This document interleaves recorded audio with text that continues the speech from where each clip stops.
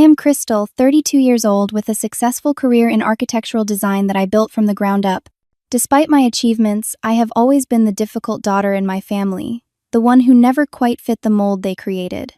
When my younger sister Emily announced her wedding, I tried to be supportive, but family tensions escalated beyond repair.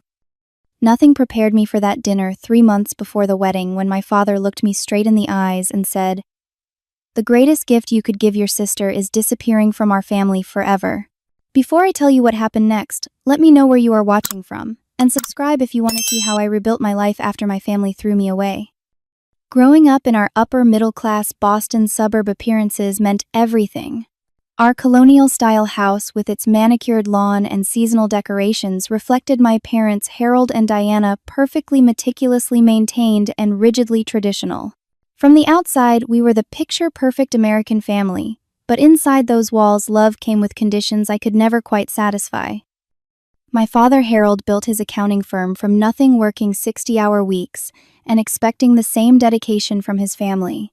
My mother, Diana, left her nursing career to become the ideal homemaker and corporate wife, hosting dinner parties and charity events with precision that would make Martha Stewart envious.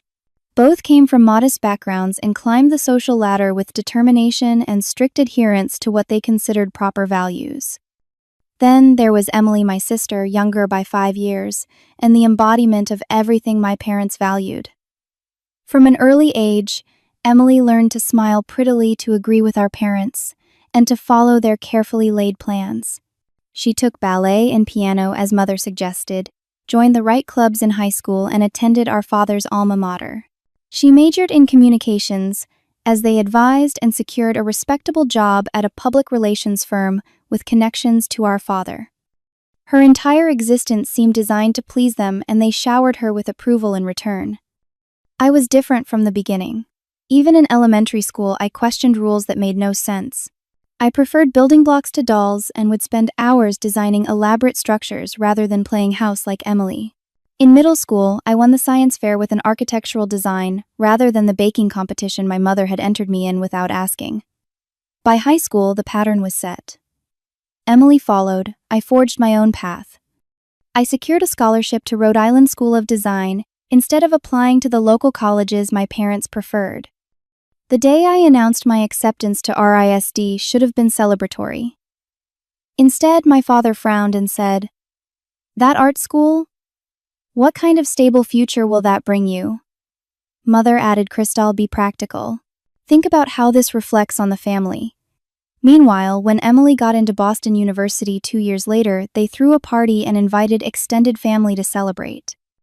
My academic achievements were always minimized. When I graduated with honors and secured an internship at a prestigious architectural firm, my father said, "Well, I suppose you could always do interior decorating if this architecture thing falls through."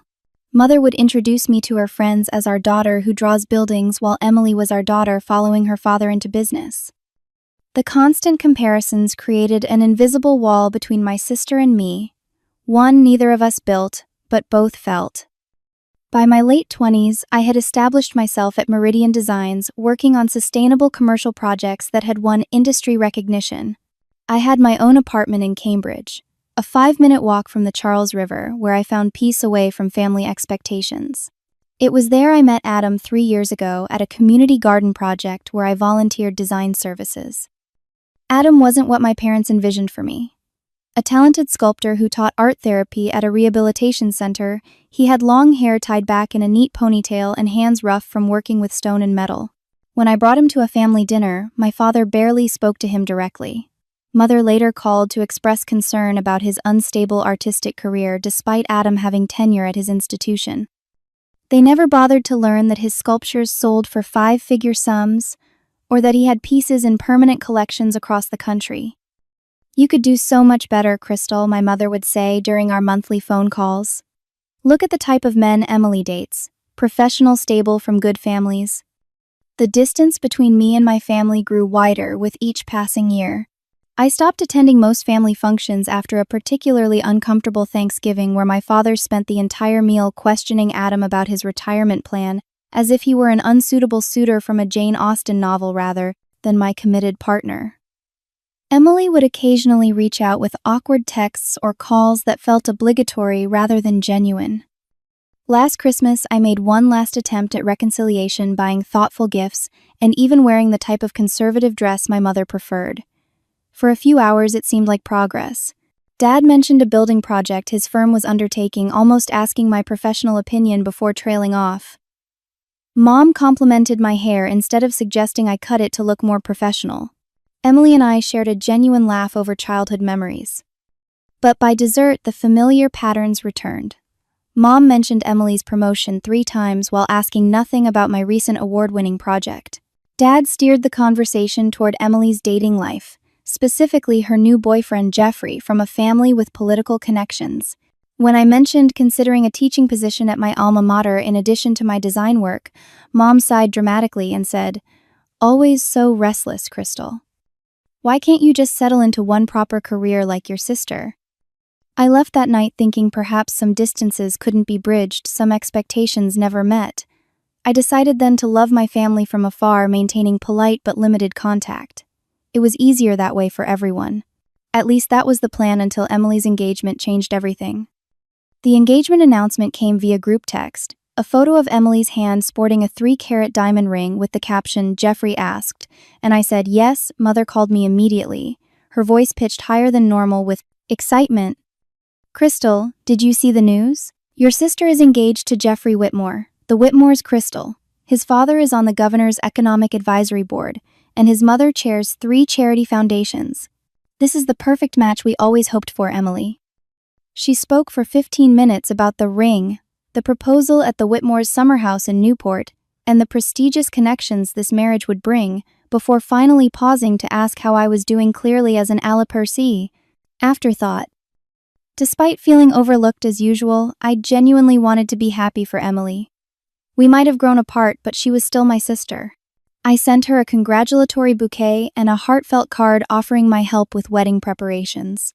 Her response was a brief thank you text with the date of the engagement party, which happened to conflict with an important presentation I had scheduled months in advance. When I called to explain why I couldn't attend, Emily seemed disappointed but understanding. Mother, however, was less forgiving. "This is exactly why we worry about you, Crystal. Family should come first, not some work presentation. Emily would drop everything for your special moments," she said conveniently, forgetting that Emily had missed my 30th birthday for a weekend spa retreat with her college friends. 2 weeks later, I received an unexpected call from Emily herself. "Crystal, I know things have been distant between us, but you are my only sister. Would you be my maid of honor?" Her voice carried an odd mixture of sincerity and something that sounded rehearsed. Caught off guard, I agreed immediately, hoping this might be a chance to rebuild our relationship. "Of course, Em, I would be honored." The first family dinner to discuss wedding plans was scheduled at my parents' house the following weekend. I arrived early with a wedding planning binder I had put together full of organizational spreadsheets, timeline suggestions, and even some sketches for possible venue layouts. I was determined to be the supportive sister despite our differences. Mother opened the door and immediately frowned at my outfit, a professional but stylish pantsuit in deep burgundy. "Oh, Crystal, couldn't you have worn something more feminine? The photographer is coming to take some informal family engagement photos later." Before I could respond, she ushered me into the dining room where Dad, Emily, and Jeffrey were already seated. Jeffrey stood to greet me with a firm handshake. Tall, conventionally handsome, with the confident posture of someone who had never questioned his place in the world, he fit perfectly into the family my parents had always envisioned. "So you're the artistic sister," he said, his tone suggesting this was somehow amusing. "Emily says you draw buildings or something?" "I'm an architectural designer," I corrected politely. "Currently working on a sustainable business complex downtown." Dad cut in. Jeffrey's father just acquired a new office building on Boylston Street. Completely turnkey operation, didn't need any of those trendy green modifications. And so it began. Throughout dinner, every contribution I attempted to make to the wedding conversation was subtly dismissed. When I mentioned a beautiful botanical garden that might work for the ceremony, Mother shook her head. "We were thinking of St. Mark's Episcopal, where the Whitmore family has been members for generations. much more appropriate than an outdoor venue where the weather could ruin everything. When I opened my planning binder, Emily glanced at it and said, "That's sweet, Crystal, but Jeffrey's mother has already hired Elise Chamberlain as the wedding planner. She did Senator Morrison's daughter's wedding." As dinner progressed, Mother made increasingly pointed comments about my appearance, suggesting I should consider doing something with my hair before the wedding, and perhaps consulting with her dermatologist about my complexion. She asked if I was still with that artist fellow in a tone that might as well have said homeless vagrant. "Yes, Adam and I are still together going on 3 years now," I replied, keeping my voice even. "He's looking forward to attending the wedding with me." A look passed between my parents, but neither responded directly to this. Instead, Mother changed the subject to bridesmaid dresses, explaining that they had already selected a style that would flatter everyone, even those with less conventional figures, while looking pointedly at me, though I was only one size larger than Emily. By dessert, Emily had grown visibly anxious, picking at her cake rather than eating it. When I asked if everything was okay, she plastered on a smile that didn't reach her eyes. "It's just that. This wedding is so important to me, Crystal. To all of us. I just want everything to be perfect." After dinner, as I was helping clear plates despite Mother's insistence that the housekeeper would do it in the morning, Emily cornered me in the kitchen. "Crystal, I need to ask you something, and please don't take it the wrong way." She twisted her engagement ring nervously. "For the wedding? Would you consider toning yourself down a bit?" Toning myself down, I repeated, genuinely confused. "You know, maybe dress more like Mom suggests, and perhaps not bring up those progressive political views of yours around Jeffrey's family. And maybe consider going back to your natural hair color, instead of those caramel highlights. The wedding photos need to have a cohesive look." I felt a familiar hurt bloom in my chest but pushed it down. "Emily, I would never do anything to detract from your day. But I'm not going to pretend to be someone I'm not even for wedding photos." Her expression hardened slightly, resembling our mother's disapproving look. "See, this is exactly what I mean. You always have to make things difficult. Would it kill you to compromise just once?" "Compromise shouldn't mean erasing myself," I said quietly. "But I do want you to have a beautiful wedding. Let's talk more about this when emotions aren't running so high." She nodded stiffly and returned to the dining room. As I drove home that night, I couldn't shake the feeling that agreeing to be maid of honor might have been a mistake. Still, I was determined to try for the sake of the sister I remembered from childhood before family expectations had driven us so far apart. Over the next few weeks, the situation deteriorated further. Mother called daily with new criticisms disguised as suggestions.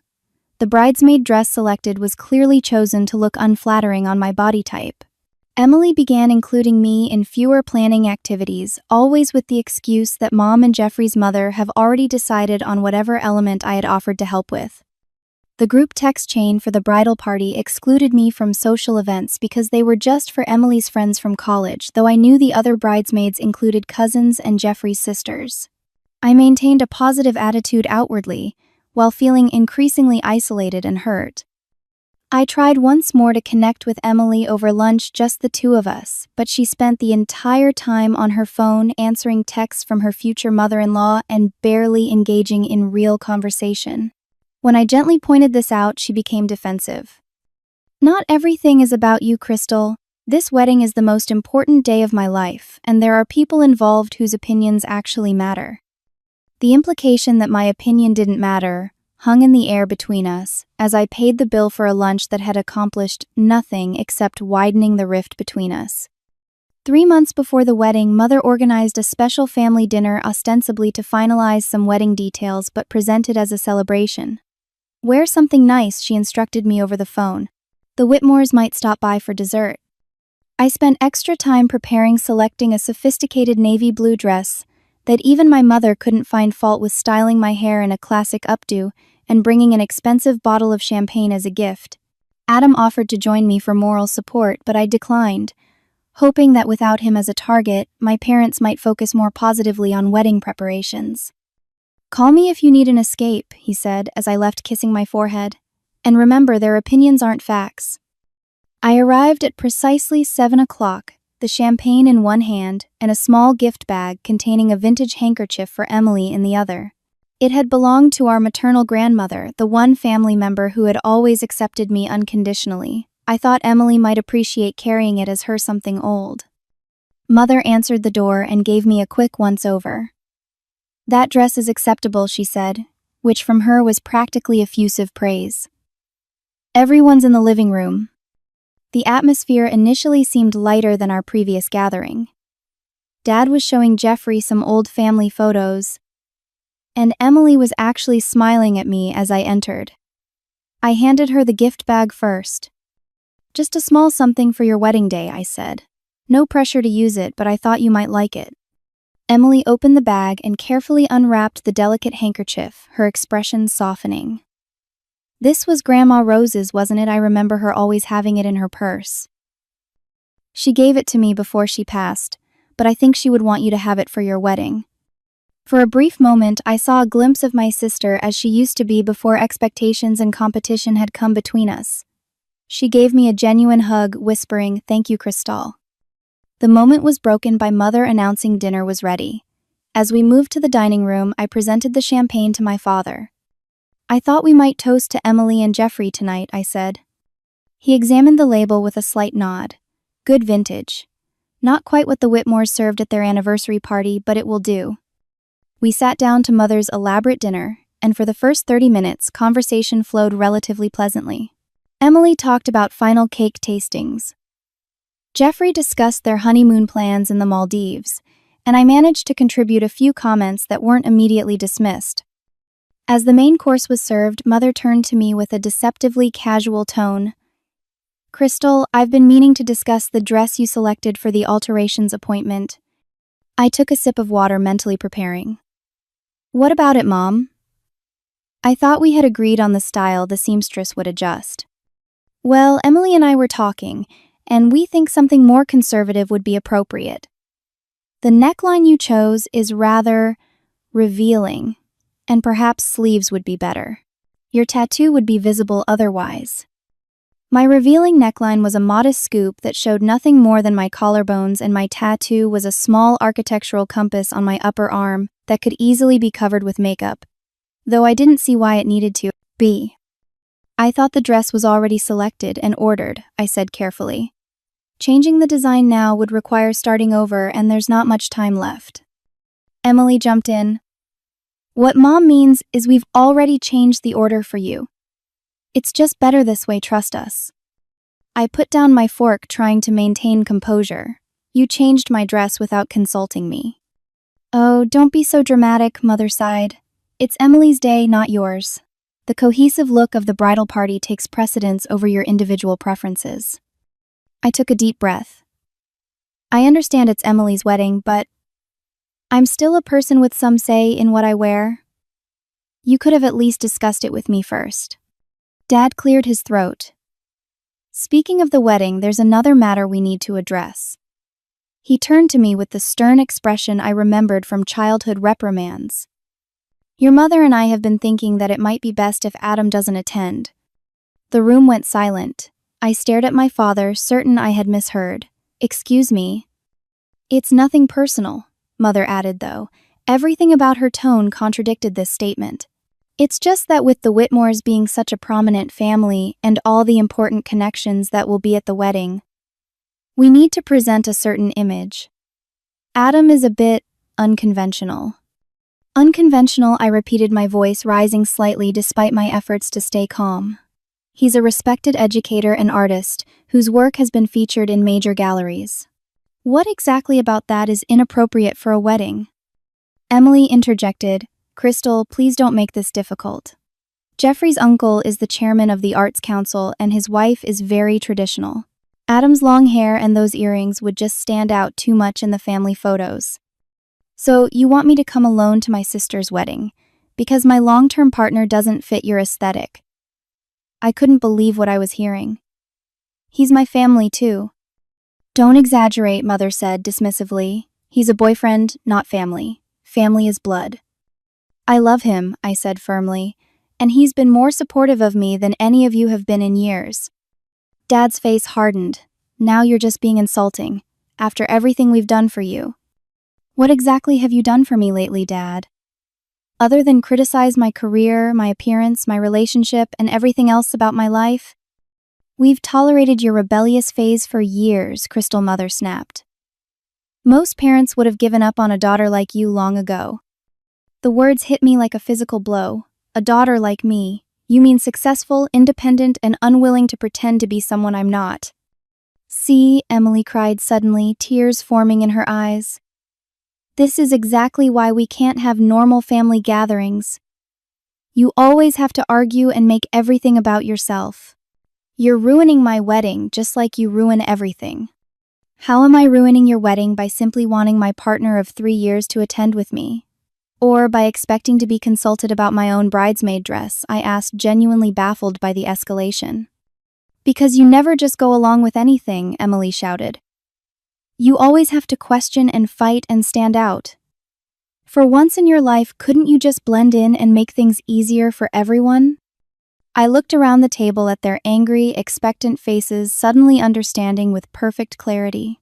They had never wanted me to be myself. They had only ever wanted me to be a reflection of them, an extension of their expectations, just as Emily had allowed herself to become.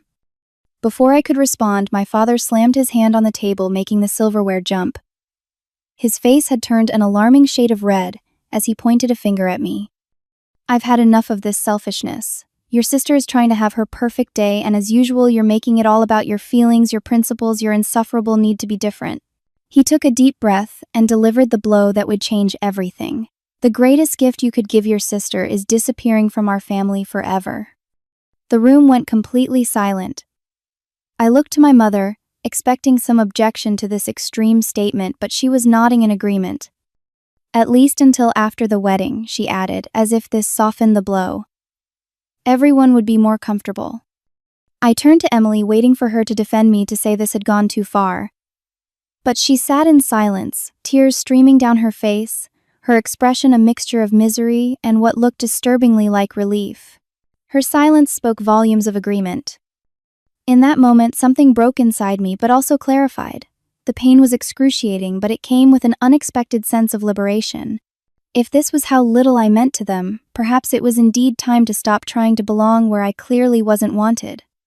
I placed my napkin carefully on the table and stood up, my movements deliberate and controlled despite the emotional turmoil inside. I would not give them the satisfaction of seeing me break down. "If that's how you truly feel, I'll respect your wishes," I said, my voice remarkably steady. "I wish you all the perfect conventional family you've always wanted." I walked calmly to the entryway, collected my purse, and added the apartment building keys my parents didn't know I possessed.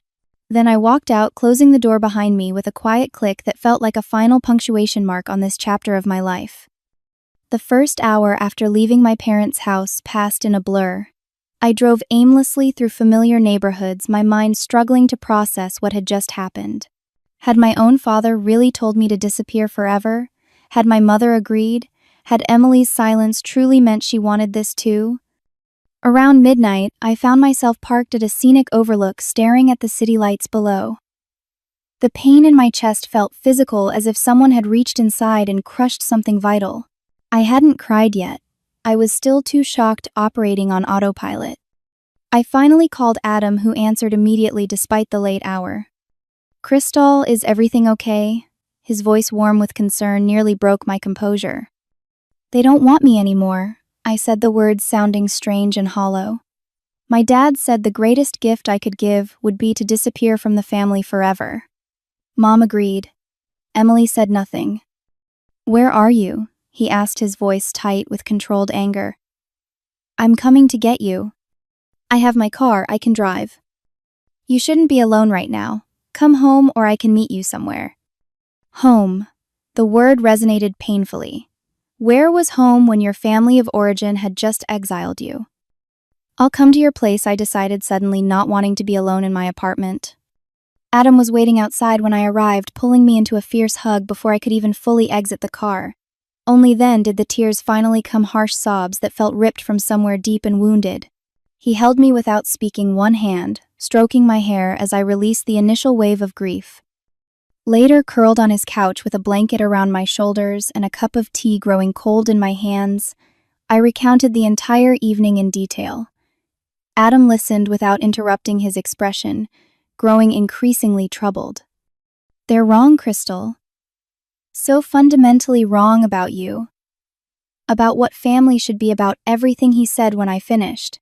"You deserve so much better than this conditional, controlling version of love they're offering." "What do I do now?" I asked, feeling adrift. "Just accept that I don't have a family anymore?" He took my hands in his.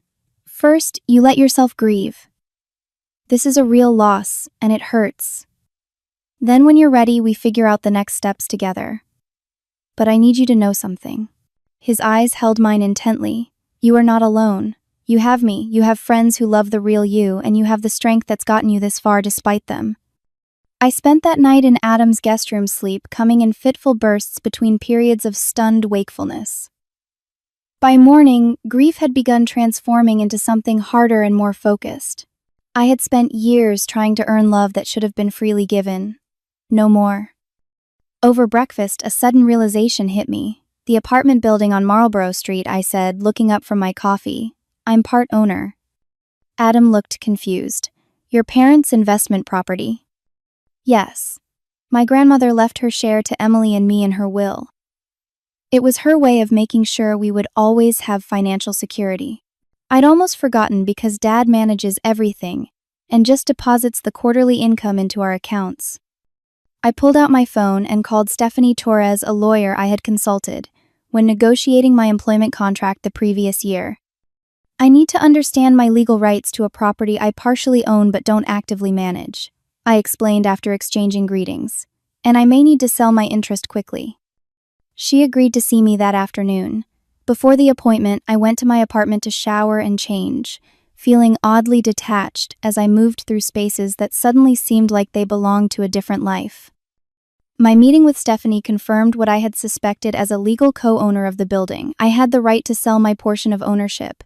The most straightforward approach would be selling back to the other owners, my parents and sister, but I could also sell to an outside buyer if they refused. "Be prepared for resistance," Stephanie warned. "Family business matters can get complicated quickly, especially when they're unexpected." "They told me to disappear," I said flatly. "I'm just following instructions." Next, I visited my bank and froze the joint account established by my grandparents, which required all signatories to approve any transactions. It wasn't a vindictive move, but a protective one. I needed time to sort out the financial entanglements before anyone could make impulsive decisions.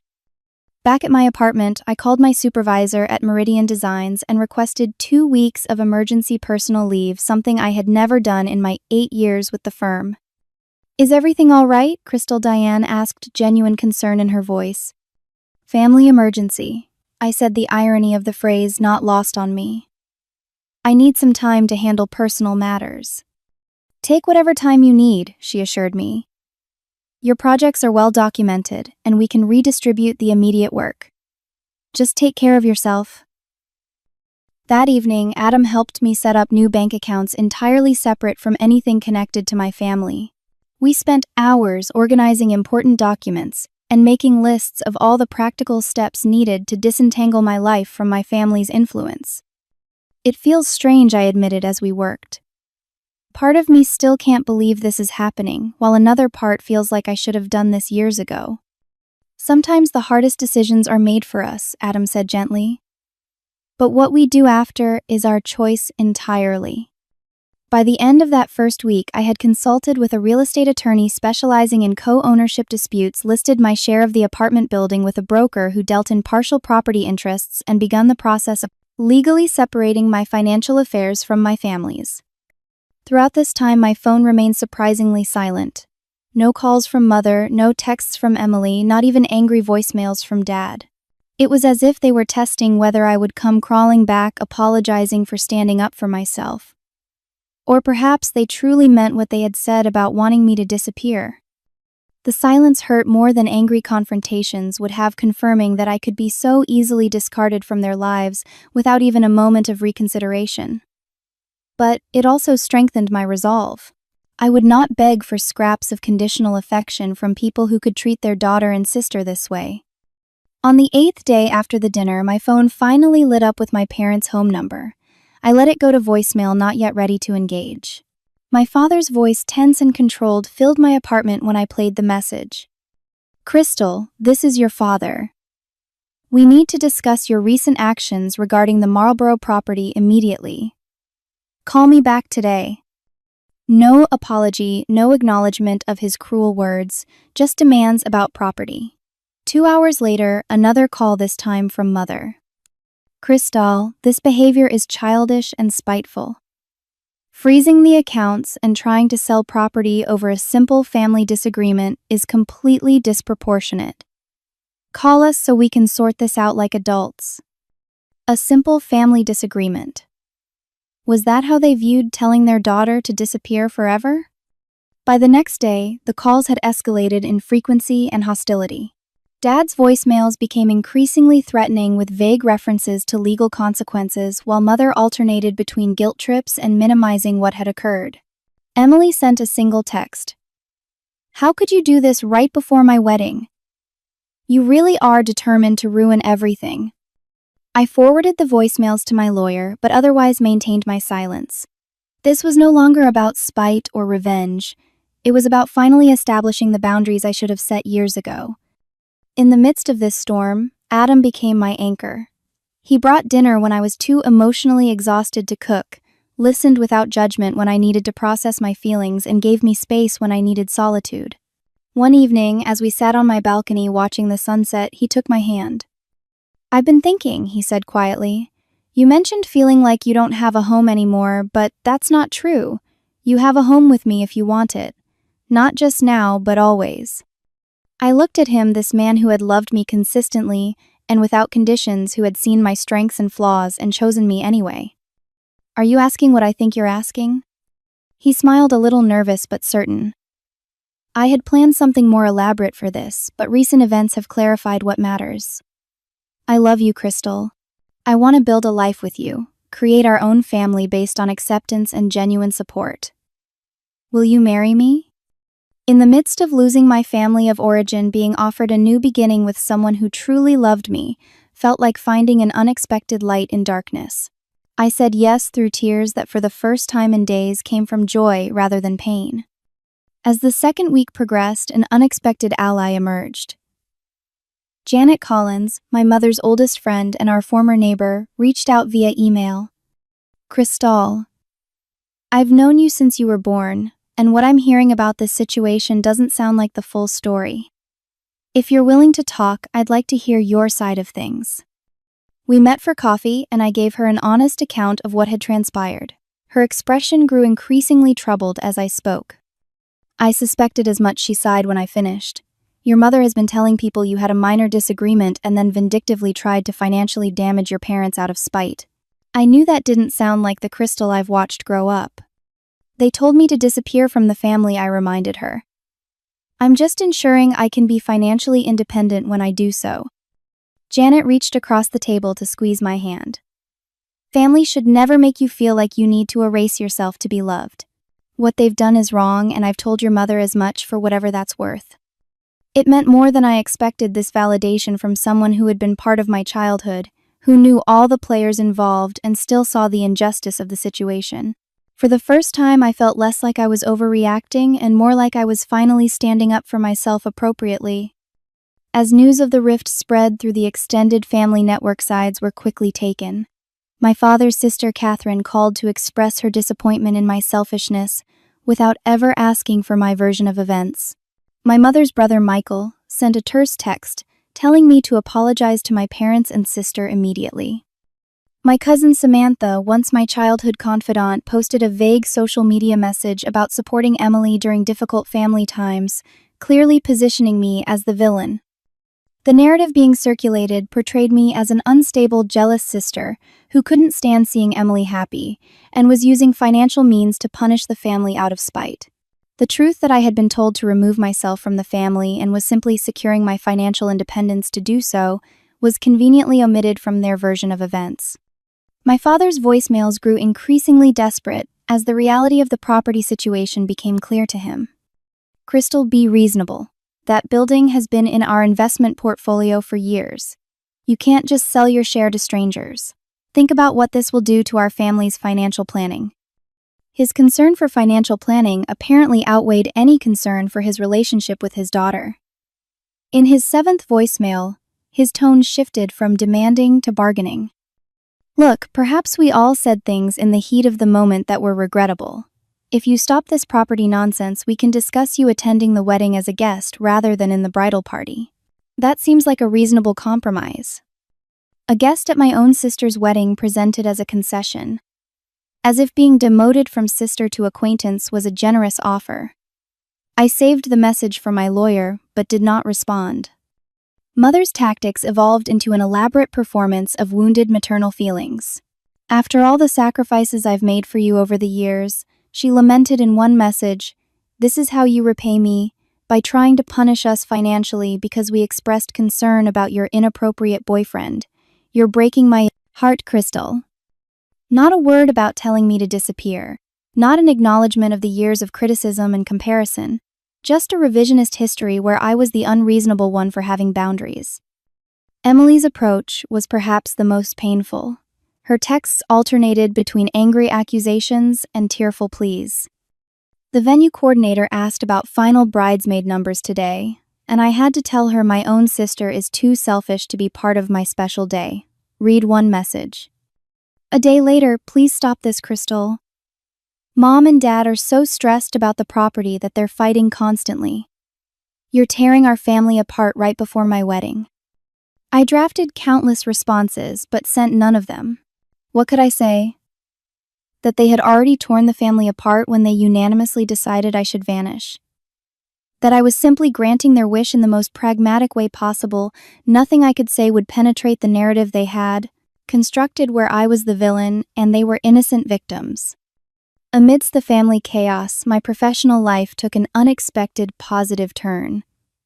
Diane called from Meridian Designs with surprising news. The Westridge Sustainable Housing Project. They want you to lead the design team.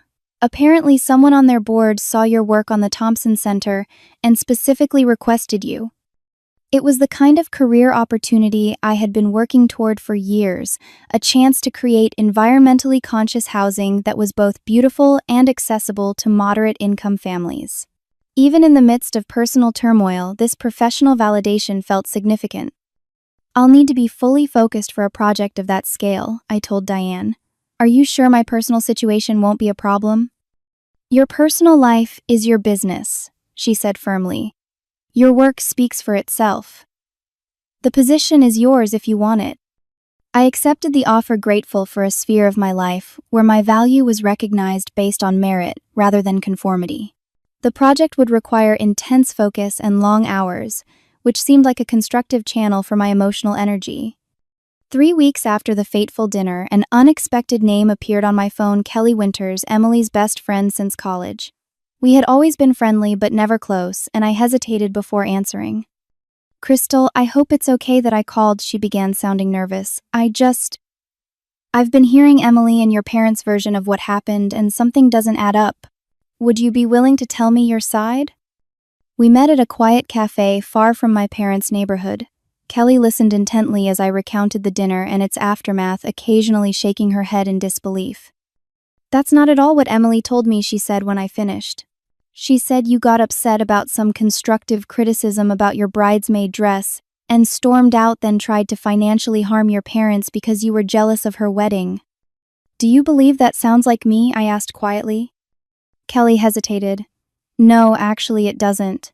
Which is why I wanted to talk to you directly." She fidgeted with her coffee cup. "The truth is, Emily has been different since getting engaged. More like your mother, honestly. Critical of friends who don't fit a certain image, obsessed with appearances. Several of us from college have noticed the change." She shared stories of Emily critiquing another bridesmaid's weight, uninviting a longtime friend who had recently divorced because it might bring negative energy to the wedding, and having a meltdown when a bridesmaid couldn't afford the $500 shoes Emily insisted were essential for the bridal party. "It's like she's turned into this person we don't recognize," Kelly admitted, "and your parents are enabling it completely." Before we parted, Kelly impulsively hugged me. For what it's worth, I think you're handling this with incredible grace. I'm not sure I could be as composed if my family rejected me like that." Her support coming from someone in Emily's inner circle felt like a small but significant validation. Not everyone was accepting the narrative my family was spreading. Adam continued to be my strongest supporter, centering me when waves of grief or anger threatened to overwhelm me. His parents, upon hearing about our engagement and the circumstances surrounding it, reached out with immediate warmth. "Family isn't just blood," Adam's mother told me during our first dinner together after the engagement. "It's who shows up for you, who accepts you as you are. We would be honored to have you as our daughter-in-law." Their genuine welcome, with no expectations that I should change or diminish myself to be accepted, highlighted everything that had been missing from my relationship with my own parents. It was bittersweet discovering what healthy family dynamics could feel like only after losing my birth family. The property sale progressed despite my father's attempts to block it.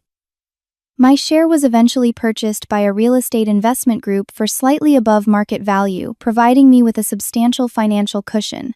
The joint account issue resolved itself when my parents, realizing I wouldn't back down, agreed to a formal division of assets. By coincidence, the property sale finalized on Emily's wedding day. As I signed the final paperwork in my lawyer's office, I felt a complex mixture of emotions, sadness, for what should have been a day of family celebration, relief at finally being financially independent from my parents' influence, and a quiet determination to build something new from the ashes of these broken relationships. That evening, Adam and I had a quiet dinner at home, deliberately avoiding any mention of the wedding taking place across town. As we cleared the dishes, my phone buzzed with a text from an unknown number.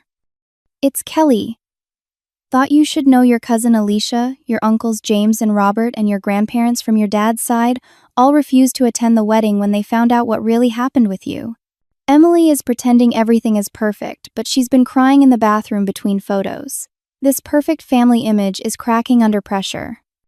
I didn't respond, taking no pleasure in Emily's distress despite everything. The broken relationships extended far beyond just me, now fracturing the carefully constructed facade my parents had maintained for so long. Later that night, as Adam and I sat on the balcony looking at the stars, I felt a strange sense of peace beginning to emerge from the chaos of recent weeks. "I think I'm going to be okay," I said, surprising myself with the realization. "Not today, maybe not tomorrow, but eventually." Adam squeezed my hand. "More than okay. You're finding out who you really are without their expectations weighing you down. That's a gift, even if it came in terrible packaging."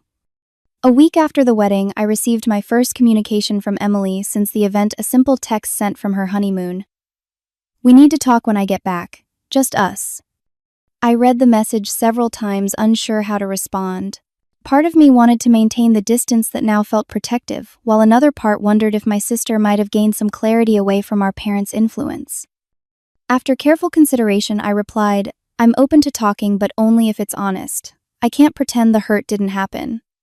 Her response came hours later. "I understand. More than you might think." It was the first hint that perhaps Emily was beginning to see the dynamics that had shaped our family for what they truly were.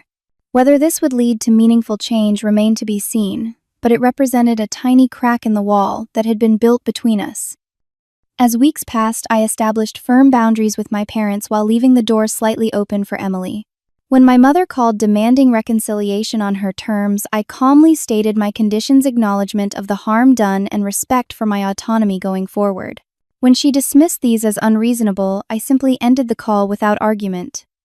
I used part of the property money to fund intensive therapy, finally addressing the patterns of seeking approval that had shaped much of my life.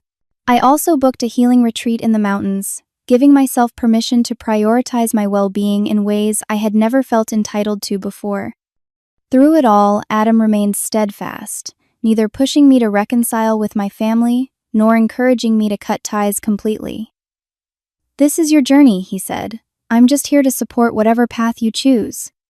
His unwavering acceptance helped me imagine what a healthier family might look like, one we could potentially build together.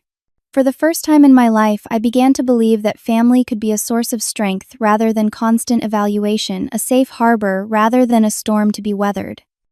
Emily's wedding day arrived sunny and mild, the kind of perfect early summer weather that brides dream about.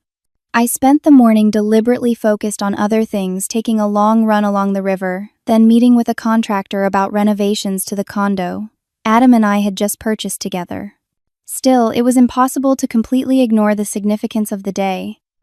At 3 o'clock, when the ceremony was scheduled to begin, I found myself pausing in the middle of reviewing kitchen tile samples, momentarily overwhelmed by the strangeness of not being present for such a pivotal moment in my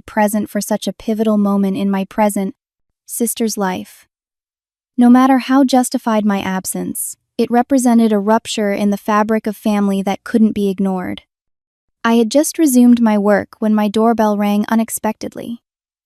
Opening it revealed Kelly Winters, still dressed in her bridesmaid gown, her professionally styled hair coming loose and mascara slightly smudged. "Kelly, what are you doing here? Shouldn't you be at the reception?" She looked nervously over her shoulder as if worried about being followed. I slipped out. Told them I had a migraine coming on and needed my medication. I only have about 30 minutes before they'll get suspicious. Baffled, I invited her in. "What's going on?" "I needed to talk to you." She set her small purse on my coffee table and took a deep breath. "The wedding is a complete mess behind the scenes." "I'm sorry to hear that, but why tell me?" I asked, genuinely confused about her purpose in coming here. "Because you need to know you're not the villain they've made you out to be, and you're not alone in seeing through their facade." She kicked off her uncomfortable heels and continued. 3 of your relatives refused to attend when they heard what really happened. Your father's parents made a brief appearance at the ceremony, but left immediately after, making it very clear they disapproved of how you were treated. She described the tense atmosphere at the getting ready suite that morning, with Emily crying not from pre-wedding jitters but from genuine distress over the family divisions. Apparently, Jeffrey's parents had gotten wind of the situation and made pointed comments about family loyalty that further upset Emily. Your mother spent the entire morning micromanaging everything, criticizing the makeup artist, the florist, even the way Emily was breathing. It was suffocating. And your dad kept checking his phone and looking stressed, which I now realize probably had to do with the property sale finalizing today. "How did you know about that?" I asked, surprised. "Emily told me. She knows more than she's letting on to your parents." Kelly leaned forward. "Here's the thing, Crystal. I think this wedding has been a wake-up call for Emily. She kept saying things like, 'Crystal would have stood up for me,' when your mother was being particularly controlling, and I understand why she couldn't take it anymore," during a quiet moment. I absorbed this information cautiously, not wanting to read too much into secondhand reports of my sister's state of mind. "Emily made her choice," I said finally. "She chose silence when they told me to disappear." "I know, and that was wrong," Kelly agreed. "But I also think she's beginning to see the pattern for what it island. Maybe too late for this situation, but not too late for her future." After Kelly left to return to the reception, I sat in my living room for a long time processing this unexpected update. The knowledge that some family members had taken a stand for me was both validating and bittersweet. Where had their support been all the years I was being subtly diminished and criticized? That evening, I received another surprising communication, a group text from several extended family members expressing solidarity and concern. Cousin Alicia wrote that she had always admired my independence and was appalled at how I'd been treated. Uncle Robert, my father's younger brother, apologized for not recognizing the family dynamic sooner and offered support. These messages, while healing in some ways, also highlighted how successfully my parents had controlled the family narrative for years. Only in this extreme situation had others finally seen through the carefully maintained image of familial harmony. The next morning, I woke to an email notification that the property sale had been completed, funds transferred to my new accounts. The timing seemed symbolic. Somehow, a clean financial break, coinciding with the official joining of my sister to her new family. One chapter ending as another began. Adam came over with breakfast and a stack of travel brochures. "I was thinking," he said as he arranged bagels and coffee on my kitchen counter, "that we might want to consider a destination wedding. Something intimate, just people who genuinely support us." The thought of planning our own wedding centered on authentic connection rather than appearances felt surprisingly healing. We spent the morning looking at possibilities from mountain retreats to coastal ceremonies, focusing on what would feel meaningful to us rather than impressive to others. In the midst of this pleasant planning, my phone lit up with Emily's name calling from her honeymoon. I hesitated, then answered, putting it on speaker so Adam could hear. Crystal Emily's voice sounded small and uncertain, nothing like her usual confidence. "Do you have a minute to talk?" "I'm here," I said, neutrally unwilling to make this easy for her, but not closing the door entirely. There was a long pause before she continued. "I messed up. I know that now. When they told you to disappear, I should have said something. I should have stood up for you." The admission, so direct and unqualified, caught me off guard. I had expected excuses or minimization, not this straightforward acknowledgement. "Why didn't you?" I asked, the question that had haunted me for months. Another pause, longer this time, because I was scared. Scared of losing their approval, scared of becoming the difficult one if you weren't there to take that role. Scared of facing what our family really island. Her voice broke slightly. But being here away from them for the first time in weeks, seeing how Jeffrey's family interacts so differently, I can see it all so clearly now. How toxic it's been. How unfair to you. I remained silent, processing her words, unwilling to offer easy forgiveness. "I'm not asking you to forget what happened or pretend it didn't hurt," Emily continued when I didn't respond.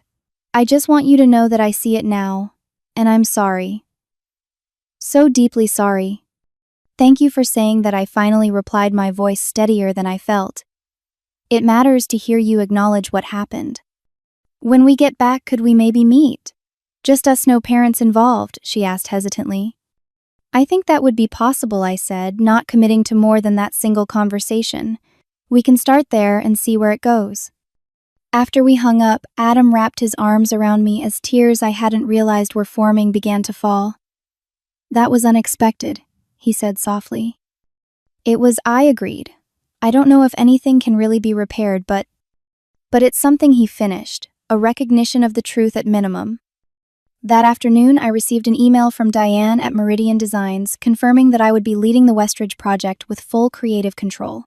The timing felt significant, another piece of my independent life falling into place just as Emily was showing the first signs of possibly breaking free of our parents' influence.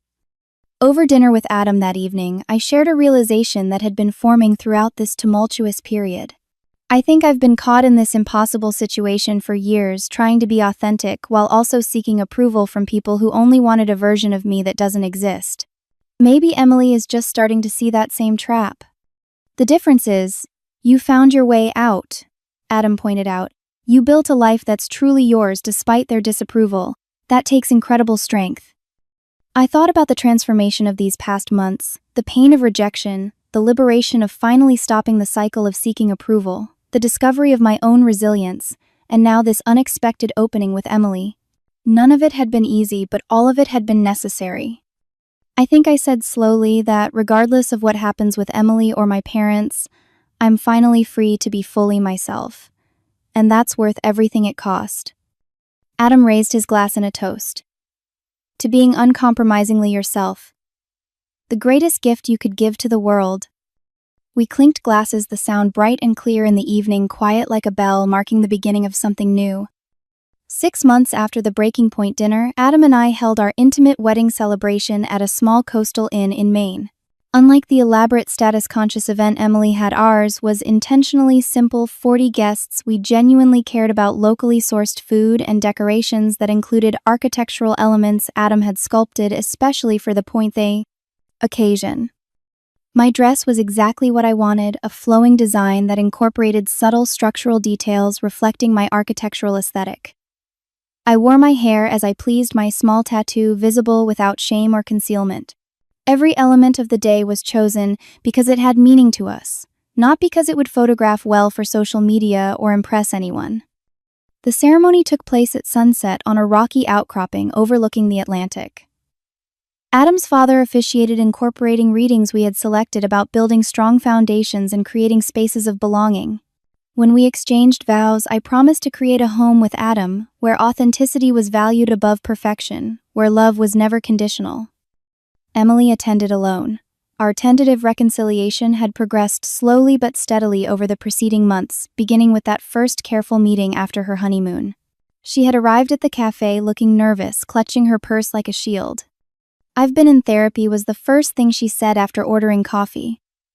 "Twice a week since we got back from the Maldives. Jeffrey is coming with me to some sessions too." It was not what I had expected her to lead with, but it signaled a seriousness about addressing the family patterns that I found encouraging. Over the next hour, she spoke with painful honesty about recognizing herself in our mother's controlling tendencies, about the anxiety she felt whenever she considered disappointing our parents, and about the emptiness of the perfect life she had pursued at the cost of genuine connections. "I always envied your courage," she admitted. "Even when I was parroting Mom and Dad's criticisms, part of me admired how you stayed true to yourself." That first meeting didn't immediately repair our relationship, but it opened the door to further conversations. Each one brought more honesty, more recognition of the dysfunctional dynamics that had shaped us both, albeit in different ways. By the time Adam and I were planning our wedding, it felt right to include Emily, though I was clear that our parents would not be welcome. "I understand," she said when I explained this boundary. "I wouldn't be ready to have them there either. They still haven't acknowledged what they did." My professional life had flourished alongside this personal evolution. The Westridge project had garnered attention in sustainable design circles, and I had been invited to speak at several conferences about integrating environmental consciousness with practical, affordable housing solutions. After years of having my career minimized by my family, this external validation felt particularly meaningful. My partnership with Adam continued to strengthen, free from the shadows of familial disapproval. His art therapy practice expanded to include workshops for adults processing family trauma, inspired partly by witnessing my journey. Together, we created a home that reflected both of us, a place where neither had to diminish themselves to make room for the other. Therapy helped me process the complex grief of family estrangement. Some sessions left me drained and tearful, working through the pain of rejection and the years of subtle emotional abuse disguised as concern. Others were empowering, helping me recognize patterns and establish healthier boundaries in all my relationships. I learned that forgiveness didn't necessarily mean reconciliation. It was possible to release the anger and hurt without allowing those who caused it back into my life under the same terms as before. This distinction was crucial as I navigated my evolving relationship with Emily while maintaining clear boundaries with my parents. My relationship with my parents remained distant. They had made several attempts to re-establish contact on their terms, none of which acknowledged the fundamental harm they had done. Each time I responded with the same clear requirement recognition of what they had said and done, and a genuine commitment to relating to me as an adult with autonomy rather than a wayward child to be controlled. So far, they had been unwilling to meet these conditions. Mother sent occasional text messages that alternated between guilt trips and superficial pleasantries, while Dad limited his communication to forwarded emails about family tax matters. Neither directly addressed the breaking point dinner or their role in our estrangement. Through Emily, I heard they were telling extended family that I was going through a phase of rebellion and would eventually come to my senses. This narrative allowed them to maintain their self-image as perfect parents dealing with a difficult child rather than confronting their own harmful behavior. The hardest part was accepting that they might never change, that they might go to their graves believing I was the problem, rather than recognizing the toxicity of their conditional love. My therapist helped me see that while I couldn't control their perceptions or actions, I could control my response to them. "Their inability to see you clearly is their limitation, not yours," she reminded me. "You don't need their validation to know your own worth anymore." Building new traditions became an important part of my healing process. The first holiday season after the estrangement was difficult, the absence of familiar rituals highlighting the reality of what had been lost. But it also provided an opportunity to create celebrations that reflected my values rather than maintaining appearances. Adam and I hosted a Thanksgiving gathering for friends without family connections, creating a chosen family feast that celebrated genuine gratitude rather than obligatory togetherness. For Christmas, we volunteered at a community center before having a quiet dinner with Adam's parents, who gave me a beautiful architectural reference book with the inscription, "For our daughter whose designs reflect her beautiful spirit." That inscription moved me to tears, this simple acknowledgement of both my professional identity and my place in their family given freely without conditions or expectations. As the 1-year mark of the Breaking Point dinner approached, Emily invited me to lunch at a neutral location. She seemed nervous again, fidgeting with her napkin before finally meeting my eyes. "Jeffrey and I are expecting," she said quietly. "I'm due in summer." "Congratulations," I replied, genuinely happy for her, despite the complications this would introduce to our slowly healing relationship. "How are you feeling about it?" "Terrified, honestly." She twisted her wedding ring. "Not about the baby itself, but about parenting. I don't want to repeat the patterns, Crystal. I don't want my child to ever feel they have to earn love or meet impossible standards to be accepted." "The fact that you're worried about that already puts you ahead," I assured her. "You're aware of the pitfalls in a way our parents never were." She hesitated before adding, "Mom and Dad are already talking about how involved they plan to be, how they'll help shape the baby's upbringing. It's making me anxious." "What does Jeffrey think?" "He's been amazing, actually. Since we started therapy, he's become really protective of my boundaries with them. He told Dad last week that while they're welcome to be loving grandparents, all parenting decisions will be ours alone." I felt a surge of appreciation for my brother-in-law, whom I had initially dismissed as just another status-seeking extension of my parents' values. People could surprise, you could grow and change when given the chance. "And how do you feel about me as an aunt?" I asked carefully. "I would understand if that's complicated right now." Emily reached across the table to take my hand, her eyes suddenly bright with tears. "I want you in my child's life, Crystal. I want them to know their aunt who stands up for herself, who creates beautiful things, who lives authentically. I want them to have what I didn't have growing up, an example of how to be true to yourself even when it's difficult." Her words, so unexpected and healing, broke something open in me. The final piece of grief I had been carrying, the mourning for the sister relationship I thought was lost forever. "I would be honored to be that aunt," I said, squeezing her hand in return. The journey from that devastating dinner to this moment of new beginnings had been painful, but ultimately transformative.